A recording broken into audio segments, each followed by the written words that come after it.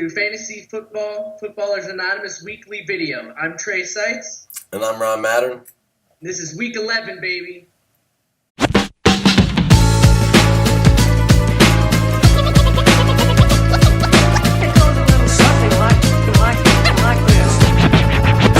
Okay, Week 10 games. First one here is Supermom versus Victor's Wildcats. Supermom pulled out the win and moved herself up in the standings there with a score of 118-97. And if you remember from last week's video, I mentioned that last time that these two faced each other, they both had their best players on the bench. And the difference in this game, Supermom had her best players in, Demarius Thomas at 28, Pierre Thomas with 22. Victor's Wildcats had Darren Sproles and Jordan Reed on the bench with 18 and 12. So better luck next time. All right, and the next matchup we're going to talk about is Flea Flickers and Three Sharks in the Water. Flea Flickers' best player was Hushka. That was his name. Hushka. Hushka with 19 points. And Drew Brees was Three Sharks in the Water with 31 points. Three Sharks pulled off the W again with 124-71. Somebody needs to stop this guy. He's out of control. You know, it's one of those kind of things, though, you kind of wonder if he's going to get the playoffs and maybe knocked out in the first round or something. It's kind of setting up for one of those scenarios, so watch out. We'll see. Next one is Steelers Wheel versus Lucci's Winners. Like we said last week, there's a lot of these games that really mattered, and this was one. Put me a little ahead of him. I had top scorer of 27. It was Peyton Manning again. Your boy Adrian Peterson put up 19 for him, but as John has been saying, he thinks that has cursed his team. That trade for Adrian Peterson has cursed his team. So final score 113-75. Can't say I'm unhappy. All right, and the next game and last game we're going to talk about is Jay Knights and Master Disaster. Shout out, shout out, shout out. He beat me this time. I was really debating Andre Brown, whether to play him. I thought he was going to have about the same game as Steven Jackson. I was dead wrong. Dead wrong. But he got me. He is now, as you can see, 3 wins, 6 losses, and 1 tie. He is only a half a game away from second place. Half a game away from first place in your division. Second place overall. All right. And now we're going to show you the standings.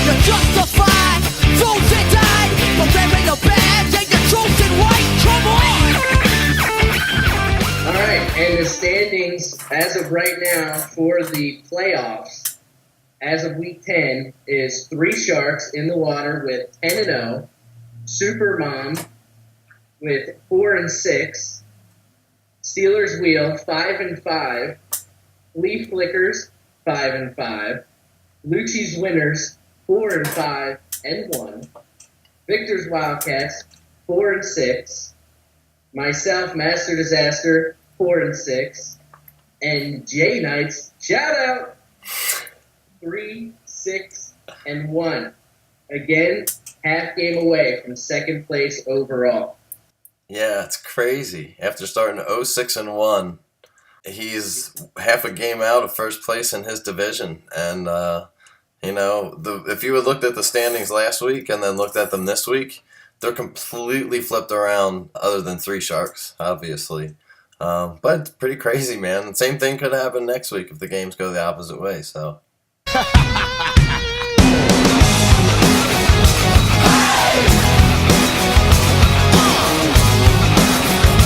Okay, on to the mentionables. First one to talk about is the Kansas City Chiefs defense. We had mentioned them in an earlier video, but we said earlier with them facing Denver this week, it's one we just kind of have to talk about. And we're going to talk about a lot of Denver Broncos here coming up too. So obviously they're the number one overall defense. They're still number 16 overall out of everyone scoring in fantasy football this year. They've had all positive scores so far this year, no negative games. 3 low games were 4, 8, and 10. There's 2 16s, and then 4 out of their 9 games are 20 points or more. They've just been turnover monsters this year. What do you think for this week? I think this is a great matchup for them. I think this is actually going to be a game that really shows people that they are truly the number one defense out there. I think it's finally out there, and the league knows how to shut down Peyton Manning and him coming off of a little injury that we'll probably talk about later a little more. I think this team's going to finally be able to show people and prove to any doubters out there that they're the number one defense and they're not to be questioned in that way. So far, they're 3 games without a touchdown. That's it, 3 games. They have 2 games without a fumble, and they have 3 games without an interception. Those stats are phenomenal. What they're able to do this year is crazy. And, like I said, in fantasy, they're number 1 overall. Number 2 is 30 points behind them. Like, there's no touching them for a while as far as the rest of our fantasy season goes. But what do you have in projections for them this week? I honestly think that this is going to be their first bad week. I think this might be even their first negative week. Peyton's banged up. I think that the Kansas City is going to come after him. I think Peyton knows it. And I think that he's going to figure out a way to get rid of the ball quickly and dump it off to his running backs and hand the ball off in different situations. Peyton's best at figuring defenses out. So I think it might be a bad week for him. They really, for as well as they've done, they haven't had a big competition yet. They haven't played a big time offense. So I think, like you said, they have the opportunity, but I think they're going to have a bad week. I'm going to say good. I think they have a good week. All right, the next up is going to be Noshan Moreno. A couple of weeks ago, I put it out there that if anyone has anything that they want us to talk about, feel free to do that, and that still stands on Facebook. John had mentioned, actually, as soon as I put it up, to talk about his pickup of Noshan Moreno. Now, I've kind of stalled on it a little bit because his reasoning was it was a great waiver wire pickup, when actually he drafted Noshan Moreno. He dropped Noshan Moreno after week 1 for Hakeem Nicks, and then proceeded to pick up Noshan Moreno just after week 2. He dropped Monty Ball for that. I don't know this week. He doesn't have a single game he has 4 games over 60 yards. He doesn't have any games over 100 yards. I just question. He's a great running back in this team. I don't know how well he would do outside of this team or outside of this format that they run. But I'm not saying he doesn't get a touchdown this week. I just don't know about how well he does. I completely agree with you 100% when you say you don't know if he'd be as good of a running back somewhere else. I think wherever Peyton goes, I mentioned before in other videos that he makes a running back so much better because they're so afraid of the pass.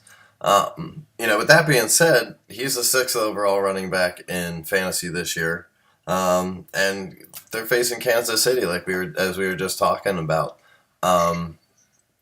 I agree with you. I don't know if he's going to have a stellar game.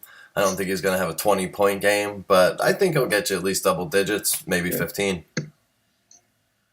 More than what I give him. Yeah.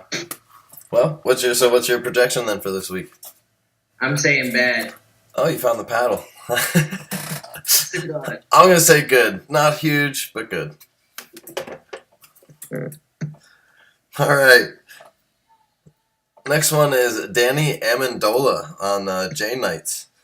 He's the 75th overall rated or ranked wide receiver in fantasy. And he faces Carolina this week, who's first overall versus wide receivers in fantasy. I don't know if there's much more to say. What do you think? He's their number one wide receiver up there in New England. The system up there has been troublesome the whole year. He's a perfect fill-in for the loss that they had of Wes Welker. I think that's what they intend for him to fill in. That's what he runs, a lot of the slot plays. But the way he throws his body out there, I mean, that's what you want out of every wide receiver. But he just can't handle it. If he can stay healthy, he's going to be a really good wide receiver. But the key is health, and that's not something that he's known for. But this week, I think he's going to be double-teamed and possibly a touchdown, but I don't think much more. Like I said again, health is his big issue. What are your projections for this week? He's too hit or miss, and Carolina, I think, is just too good. I'm going to say bad as well, and I would also like to mention that this is Jay Knight's player, so shout out to Jay Knight. All right, the next player we're going to talk about is Demaryius Thomas. He is the fourth wide receiver overall, and I think he's going to climb in that position to become higher. They're going against Kansas City, who is ranked 12th versus the wide receiver.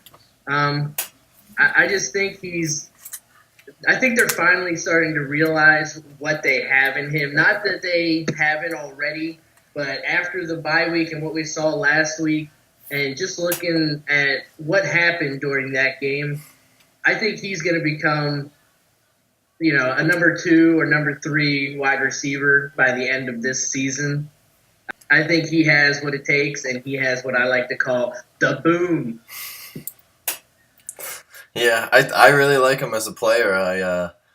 I've seen some different things about him before, where he comes from and things. He's a really good guy. But I think this week with Kansas City, as I mentioned before, that they're going to send people after Peyton. He's got 2 busted up ankles. One was just aggravated last week. So they're going to be sending pressure on him, and he's going to have to get rid of the ball quickly. So I think Wes Welker in the slot, and I think we're going to talk about Julius Thomas coming up here soon too. I think that they're going to get more of the targets. I'm not saying he's not maybe going to get a touchdown, because Peyton's really good at in those situations, then just popping one deep to his big man, and that bubble screen that they run too. So I don't think he's going to have an outstanding game. But what's your projection for this week? I agree he won't have an outstanding game, but I think double digits is what he's going to get. So I'm going to say good. Yeah, I agree with you. Okay, next one is LaShawn McCoy. He's really exceeded my expectations for this year. When I saw him on the draft board, I wasn't really drawn to him, but he's the 4th overall running back. They face Washington this week, who's 29th overall versus fantasy running backs. He's been very consistent, so I wouldn't see any reason why not to think again against a weak Washington defense. I think he's a lock-in for this week. I think he's going to, easily get 120 yards. But I think it all depends on if they pull ahead early. They say that this rush offense that they're running there in Philadelphia is strongly based around the running game.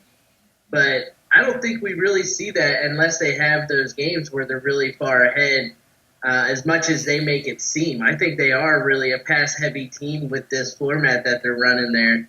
And that's what he needs to have a good game. And if they can pull ahead early, I think he's going to have a good 120 yards, maybe not a touchdown, but a lot of yardage coming his way. So what are your projections for this week? I agree with you with Nick Foles there. They're going to be passing the ball more, but LaShawn McCoy's a great outlet. I think good as well. All right, the next up is going to be Julius Thomas. He's the 2nd-ranked tight end in the league, going against Kansas City, who is number 1 ranked against the tight end right now. I think he's a great target for them. He is a red zone target. He doesn't really get a whole lot of yards. He usually gets less than 50 yards. But he's a red target machine for Peyton Manning there. He had his Dallas Clark when he was in Indianapolis, and now Julius Thomas is his new Dallas Clark. And we're seeing that a lot this week. The only thing I don't like about it is you're depending on a touchdown for him. Because, like I said, he doesn't get the yardage. I don't know about this guy. He's good because of the red zone targets.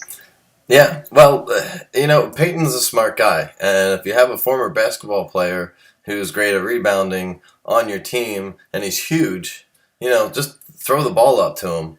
And as we saw last week, he really surprised me going down the sideline the way that he did, and it showed some speed too. So he's an athletic guy. He's got great hands. So if he can keep his ankles in order also, I don't think that there's anything bad to say about the guy. Like I mentioned earlier, I think Kansas City's going to put a lot of pressure on Peyton early and quickly, and a lot of those fast targets go to this guy. So I think he's going to have a good week. What do you think? I'm going to say bad this week. Ooh. Okay, the next one is Drew Brees. He's the second overall quarterback behind Peyton, and he's facing San Francisco this week, who's sixth against a quarterback. San Francisco's defense is starting to kind of gel a little bit more. They're starting to come together. That game versus Carolina was a good game, if you like a defensive game. So, with that being said, Drew Brees and that offense are really starting to click, and they're really starting to become a scary team. So, as we mentioned earlier, there's a lot of really good matchups this week in the NFL. So if you're a football fan, get ready and have some fun. This, I think, is one of the best ones. I like this matchup of the New Orleans offense against San Francisco's defense. So what do you think about Drew Brees this week? Drew Brees this week, I don't have a whole lot to say. I think this guy's going to have a phenomenal weekend.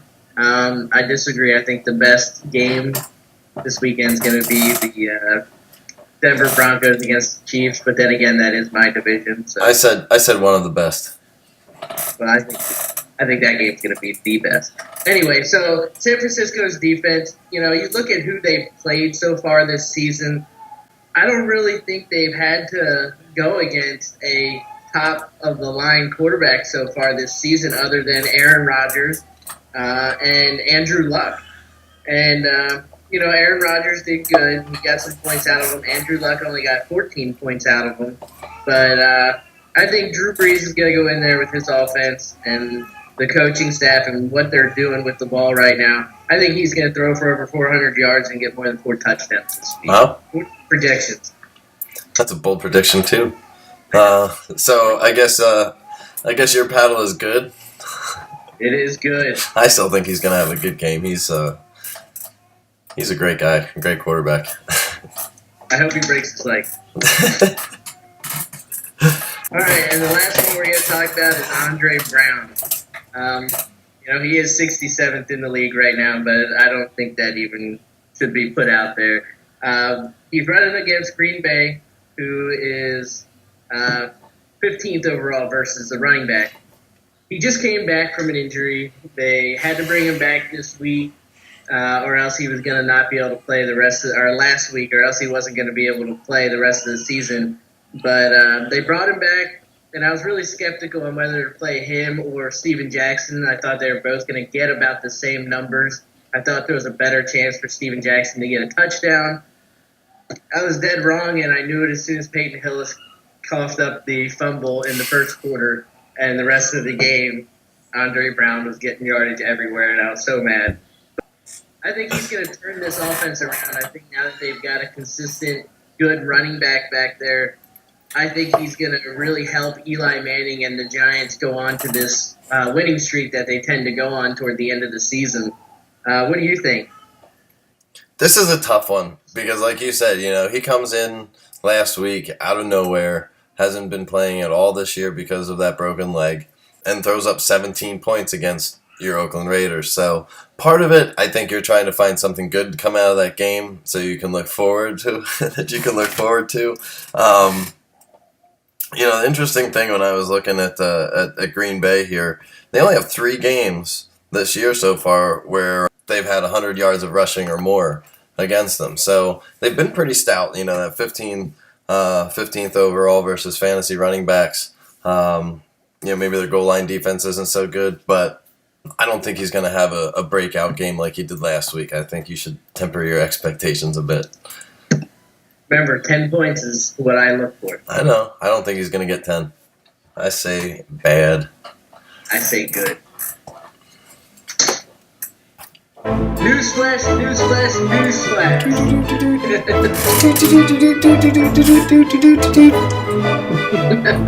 Okay, Dwayne Bowe was arrested on speeding and marijuana possession charges. It was released today, not quite sure when it happened, today being Tuesday. Found 14.6 grams overall of marijuana in 3 separate containers. And I think I read that he got pulled over for speeding, and they detected a strong odor of marijuana coming from the vehicle. They were speeding 48 miles an hour in a 35. That wasn't exactly what I was expecting when you hear about a celebrity, a star, a musician, somebody of that caliber speeding. Usually you hear it when they're driving their Lamborghini or whatever, doing an excessive amount. This is only a 48 and a 35. I mean, come on, people. This is in Missouri. This is their football team. Let the guy go a little bit, okay? I mean, 48, he's doing 12 miles an hour over the speed limit. He was later released on a bond. I think $750 is what they had to pay. But this is ridiculous. I don't know what's going to happen. I wonder what Roger Goodell's going to, have to say about this. I'm sure everything will be out there and everyone will know what's going on by the time the video comes out. But this is ridiculous, okay? This is just outlandish what's going on right now. Well, I don't know. Only thing I have left to say is your math is wrong. He was 13 miles an hour over the speed limit, 48 and a 35. Sorry about that. That's all right. It's that Mannheim thing. Football. Yeah. Right. So on goes the curse of Lucci. Ever since that AP trade, AP's put up 2 good games for him, but he's lost both of them. And lost Aaron Rodgers, and potentially here with Dwayne Bowe, see what happens with that. And he might lose him now, too. Curse of Lucci. BOLDPREDIC. Oh, darn it. Okay, on to bold predictions. I finally got one right. Picked Tampa Bay over Miami last week, and started off really strong. Miami made a comeback, but in the end, too many distractions for him. This week, I'm going to say, instead of picking one team over another, because there's a lot of really good matchups and none of them are really a really big, bold prediction, so I'm going to go after a player instead. And I'm going to say Marshawn Lynch, who had 21 last week against Atlanta. I think he's going to top that this week. I think he's going to have at least 25 points against Minnesota at home. The battle of him and Adrian Peterson. Marshawn Lynch is a very prideful type of football player, so I think he's going to go out and try to put up big numbers and show up AP. All right. So is the prediction better than AP or more than 45 points? I'll say both, because I don't think AP is going to put up 25 on Seattle. All right. Well, I am going to talk about the Giants winning against Green Bay. I think, the Giants are known for picking you up toward the end of the season, and they're doing that. So they're going into their 3rd victory in a row this weekend if they can pull it off.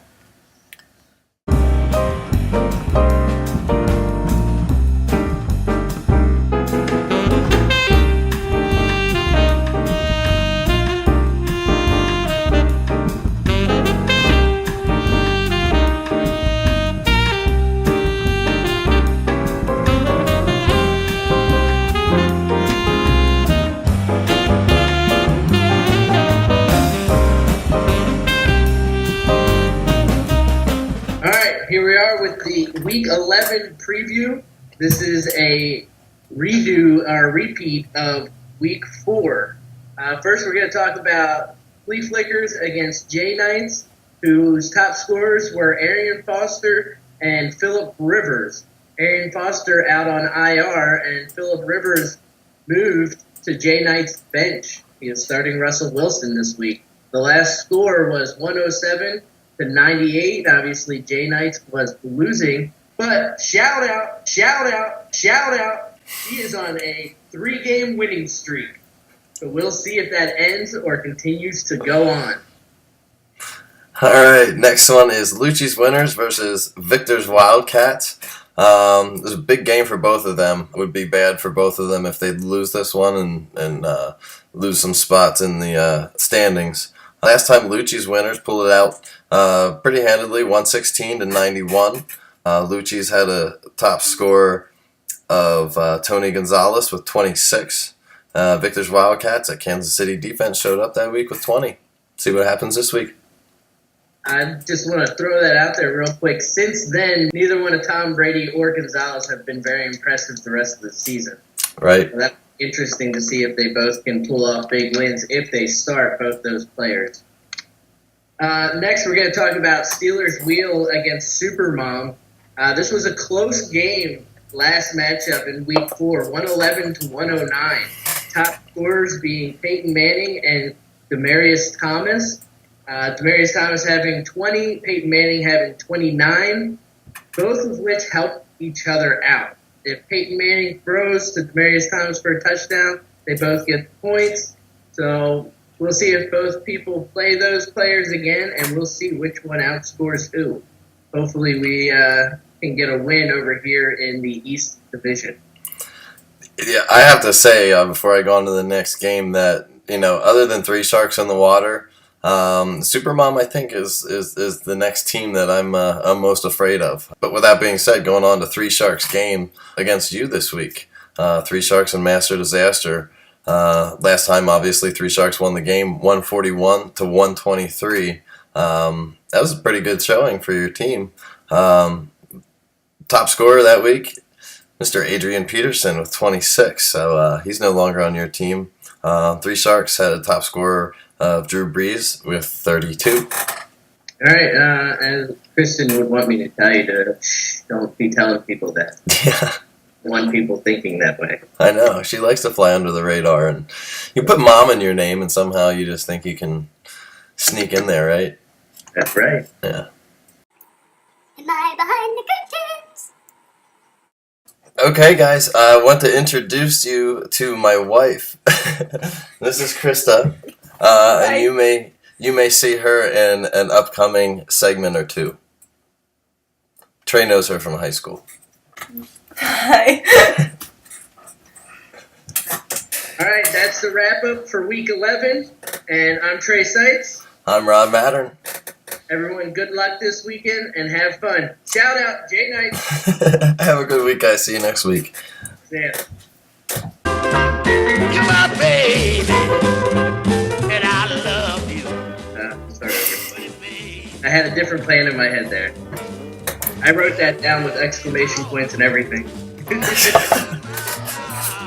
All right. Well, then, give me a number. All right, how's this look? Good. Bad. Steve. That's my pizzazz. Steve. What do you think about Drew Brees? I think he is gonna turn this. I think he's gonna turn this offense around. I said I have a giant sign over my head. Okay. Yeah, that's true. First, we're gonna talk about Flea Flickers against Hold J on. Knight. You messed up. You messed up. What is it, like whiskey or what? That's woodchuck. Hold on, let me see. Oh, my father-in-law drinks that shit. You ask me questions, and I tell you the answers. It's like Talking one of those overrides. ninja movies. Take that doll to the trophy shop and ask him to mount it. That's so creepy. Why am I doing this? I don't know. Can you go away so we can finish? I don't know what to do with my hand. Hello. They gave me beer to to celebrate breast cancer awareness. Go kill your liver. Am I allowed to eat cookies? I know Which that is you use a perfect. football and you have to run. It's so interesting. Tell me more about stuff I don't care about. You're gonna break it, and then I'm gonna spank you with it. Bad side.